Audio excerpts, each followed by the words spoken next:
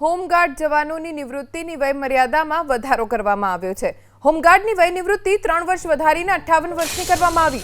Mumbai home guards rules 1953ના નિયમ 9માં સુધારો કરવામાં આવ્યો। હર્ષ સંઘવીએ હોમગાર્ડને ગણાવ્યો પોલીસનું પૂરક બળ। હોમગાર્ડના જવાનો મોટા મેળાવડામાં બંદોબસ્તની મહત્વની ભૂમિકાઓ ભજવે છે। વય મર્યાદા વધારતા હોમગાર્ડના સભ્યો રાષ્ટ્ર અને સમાજની વધુ સેવા કરશે તેવું હર્ષ સંઘવીએ કહ્યું।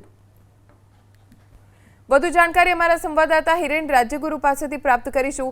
હિરેન, હોમગાર્ડ જવાનોની નિવૃત્તિની વય મર્યાદા હવે 58 વર્ષની કરી દેવામાં આવી છે। કેટલો ફાયદો હોમગાર્ડમાં કામ કરતા જવાનો માટે?